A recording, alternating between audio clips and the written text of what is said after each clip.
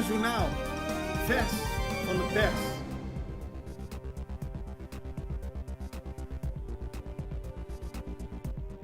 Welkom bij Extra Journaal. Fijn dat u weer kijkt. We hebben het belangrijkste nieuws voor u op een rij gezet. En na de reclame kijken we onder meer naar de vele inschrijvingen voor het Songfestival van Voz di Libertad. Maar eerst het belangrijkste nieuws. Meer aandacht voor aanpakken witwassen. Het is de opening van de Extra vandaag. En het is een bericht waarin staat dat de Centrale Bank van Curaçao en Sint Maarten in samenspraak met die twee landen en in samenspraak met de Caribbean Financial Action Task Force en de Financial Task Force een framework, dus ja, een soort spelregels hebben opgesteld waaraan financiële instellingen moeten voldoen. En dat betekent dat ook de coöperatieve bank ACU en haar leden meer moeten doen om te voorkomen dat er geld wordt witgewassen op Curaçao. De ACU moet dus ook haar rol spelen in het bestrijden van witwassen. Eerder is al gevraagd aan bijvoorbeeld notarissen en verkopers van auto's en boten om hier ook extra op te letten. Dat betekent dat ze zich aan bepaalde regels moeten houden. Douane onderschept medicijnsmokkel. Het is niet voor de eerste keer, maar als u dadelijk de beelden ziet, gaat het om een best grote hoeveelheid voor iemand die alleen in een vliegtuig allemaal illegale medicijnen probeert te smokkelen. De douane heeft gisteren laten weten dat ze in het weekend iemand hebben aangehouden die allerlei verschillende types medicijnen op verschillende plaatsen in zijn kleding, maar ook in zijn koffer en tas heeft proberen te verstoppen. Daarmee wordt het sowieso al snel smokkel, maar het gaat ook om illegale verscheping van medicijnen. Brand in huis in Monte Carmelo. Het leek erger dan het uiteindelijk was, maar het ging omdat er een huis in de brand stond dat nauwelijks te zien is van de openbare weg. Vele bomen daaromheen en opeens zagen omstanders rook uit het huis komen. Ook was nog niet duidelijk of het huis bewoond was of niet. In eerste instantie werd ervan uitgegaan dat er mensen in het huis waren. Uiteindelijk bleek het om een onbewoond huis te zijn en is de brand relatief snel verholpen. Maar het zorgde wel enige tijd voor schrik in de wijk. Paprika's voor verzorgingstehuizen. We hadden het eerder deze week al over de groene paprika's die in beslag zijn genomen. Dat is een gevolg van het beleid dat op Curaçao er een importverbod is voor sommige groenten. Onder meer voor groenten die hier zelf veel gekweekt wordt. Dat geldt dus ook voor de groene paprika's. Nou, die zijn in beslag genomen. 500 kilo. En gisteren zijn er 100 dozen met groene paprika's aan 11 verzorgingstehuizen verdeeld. En die konden, zoals u begrijpt, goed worden gebruikt.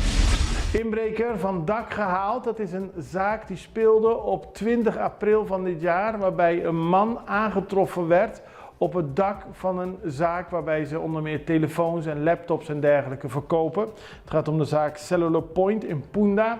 De eigenaar zag via een camerasysteem thuis dat er 2 mensen aan het inbreken waren. Er zijn uiteindelijk verschillende telefoons, 7 tablets, laptops en andere zaken gestolen. Er is een inbraak te zien in het gipsen plafond en uiteindelijk heeft de politie 1 man aangehouden die op het dak was. En die zegt nu, gisteren ook voor de rechtbank, dat hij daar lag te slapen. Hij heeft niks met de zaak te maken, hoewel hij op de beelden is te zien. Hij zei dat hij was gaan slapen op het dak uit angst om in elkaar geslagen te worden door chollers. En daarom sliep hij niet op straat, maar op dak. Hulp van Engelse mariniers. Het is een mooie geste van de bemanning van het Engelse marineschip HMS Dauntless. Die hebben namelijk gisteren Boca Ascension helpen opruimen. Daar ligt veel plastic en dat zorgde voor heel veel vuilniszakken vol. Daarnaast hebben ze geholpen bij het traject dat op Curaçao is gestart door de Sea Turtle Curaçao Conservation. Waarmee ze de populatie van schildpadden bekijken, omdat er heel veel een tumor hebben. Die moeten gevangen worden, die moeten gecontroleerd worden. De bemanning van het Engelse marineschip heeft erbij geholpen en dat is natuurlijk te prijzen.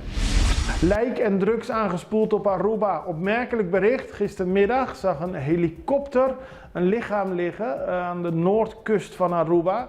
Die man moet meerdere maanden in zee zijn geweest en werd op land weer gespoeld. Tegelijkertijd werd een hoeveelheid drugs aangetroffen. Maar volgens de politiewoordvoerder ging het om een relatief kleine hoeveelheid drugs en lag de nadruk in eerste instantie op het lichaam. Naar alle waarschijnlijkheid is het een Britse toerist die enkele maanden geleden na een wandeling aan de noordkust van Aruba verdwenen is. Hij is nooit meer teruggevonden. Het gaat om een man van in de 70. En nu wordt gecontroleerd of hij het is en wordt er contact opgenomen met zijn familie. Daarna wordt gekeken waar de drugs van afkomstig is. Naar alle waarschijnlijkheid is het een overblijfsel van drugs die door smokkelaars in het water is gegooid. Wellicht nadat ze achtervolgd werden door de kustwacht. Dat moet nog duidelijk worden, maar opmerkelijk is het zeker. Tijd voor reclame. We zijn zo bij u terug. Back to school com KFC, Pizza Hut e Subway. Bota imaginabu, 7 de Augustus, bota hanya Yamada. Kuta bisabu, kubota ganadona di back to school package, incluyendo laptop, wifi dongle di Digicel, ku anya di data, bogetinha chance aqui. Compra na KFC e Pizza Hut pa 25 florin of mas. Of na Subway pa 5 florin of mas e llena bodatos nang patras di bobon e deposite de nos back to school raffle box. Pa mas information, Check ons website. Back to School, patrocina pa KFC Pizza Hut. Subway. Itapirama. We hadden al eerder deze week aandacht voor een documentaire reeks van het Nederlandse programma Eén Vandaag. Die zijn in het kader van het herdenkingsjaar voor de afschaffing van de slavernij een kijkje komen nemen op Curaçao. Eerder deze week was er een documentaire speciaal over het slavernijverleden. Nu over een ander heel heikel onderwerp, armoede op Curaçao. Kijk naar het begin van deze documentaire.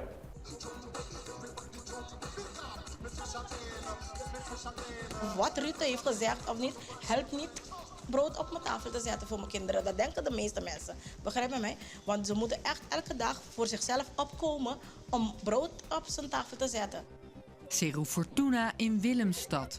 Een beruchte wijk met de geschiedenis van armoede, criminaliteit, prostitutie en tienerzwangerschappen. Een wijk met een slechte naam, maar ook met trotse bewoners die vechten voor een beter bestaan. Ik ben hier op Cerro Fortuna opgegroeid en ik ben hartstikke blij dat ik we zeggen in Papiamento, de moedje die Cerro Fortuna, dat is kind van Cerro Papaya. Ik ging studeren, kom terug en ik ben proud dat ik hier op Cerro Papaya is opgevoed. Shani Bitorina is maatschappelijk werkster. Naast haar baan is ze als vrijwilliger bijna altijd te vinden in het buurtcentrum. Hier wordt van alles georganiseerd, veel vanuit de bewoners zelf, zoals online bankieren voor ouderen. Shani zelf wordt hier als jong meisje gestimuleerd om zichzelf te ontwikkelen. Met mijn 13e jaar werd ik opgeschept door een paar professionelen. Die was op zoek naar jongeren die willen doen aan een project die heet Youth Council. Hier word ik opgepakt om 3 uur en dan gingen we na school elke dag daar naartoe om training en alles te krijgen, training, opvoeding en alles. En zo is mijn passie begonnen met het vrijwilligerswerk en maatschappelijk werk. En daarom zeg ik, het is gewoon geen werk, maar het is mijn passie. Dat heb ik gewoon het hele leven gedaan. Maar je kan niet alleen met liefde alles doen. Er zijn bepaalde dingen dat je moet kopen, bepaalde materialen dat je in huis moet hebben. Kinderen komen binnen, ze willen brood eten. Dus al die dingen moet je voor zorgen. En wilt u de documentaire in zijn geheel zien, dan kunt u naar de site van NPO Start. Klik op Eén Vandaag en het is een aflevering van gisteren. Dus daar moet u op klikken en dan kunt u het hele programma zien, zeg maar. Dan gaan we nu over naar iets heel anders. Het heeft ook te maken met het slavernijverleden waar ik het net over had. Maar het gaat om een songfestival ter ere van het eerherstel van verzetsheld Tula. Die wordt op 3 oktober dit jaar in ere hersteld door Nederland. In 1795 is hij gruwelijk ter dood veroordeeld nadat Tula maandenlang een slavenopstand leidde op Curaçao. Op Curaçao is er veel aandacht voor. In Nederland komt er ook meer en meer aandacht voor. En dat songfestival moet ertoe leiden dat er meer nummers komen over Tula, over de strijd tegen onderdrukking en over het feit dat Curaçao een nationale held heeft. Er hebben 25 artiesten ingeschreven. Die gaan allemaal op 30 september optreden op het Brionplein met een orkest van 46 man.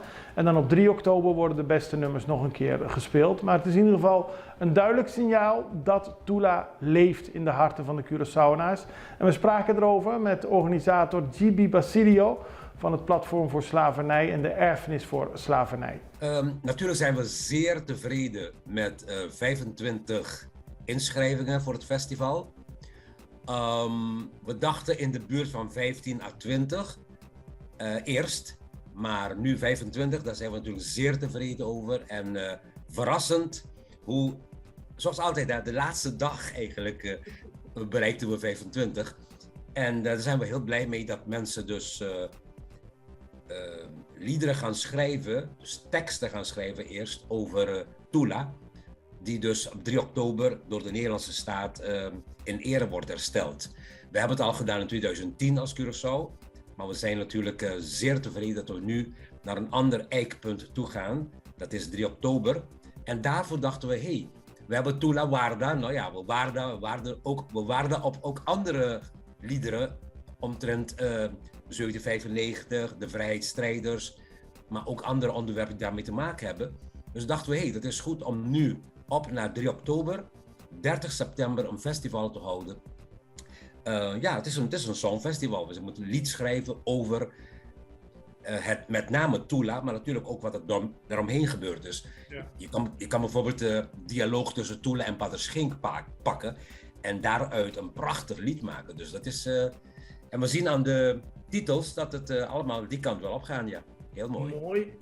En dat vindt 30 september plaats, dat festival, op het Brionplein. En dan op 3 oktober is het eerherstel. Betekent dat dan de winnaar daadwerkelijk ook op 3 oktober te horen zal zijn? Ja, na het festival, 30 september, de beste, we denken aan 3 of 5. 5 zeker die genoemd worden en de 3 beste dan. Die zullen zeker, de 3 beste, dus ook ten gehore zijn op 3 oktober. Nadat wij eerst vanaf Fort Amsterdam vertrokken zijn, want we gaan een mars houden. We gaan lopen naar een ceremonie bij Fort Amsterdam, waar wij ook terug zullen zien wat er gebeurd is op 3 oktober 1795. Met de groep van Giovanni Abad. Ze gaan dat in scène brengen. En dan wordt ook, verwachten wij, de toespraak gehouden van de Nederlandse staat. Van wat er gebeurd is 3 oktober en waarom dat echt geschrapt moet worden uit de geschiedenis als een belangrijk ding. Maar meer als in eerherstel worden nu. En dan vertrekken we vanaf Fort Amsterdam naar het Parque Lucha para Libertad, de RIF. En onderweg gebeuren er ook zeer veel interessante zaken. Daar komen we op terug later. En dan bij het park, zo'n uur of 7, half 8 zijn we daar. En dan beginnen we dus met een programma daar. En dan zullen we ook de 3 beste liederen horen.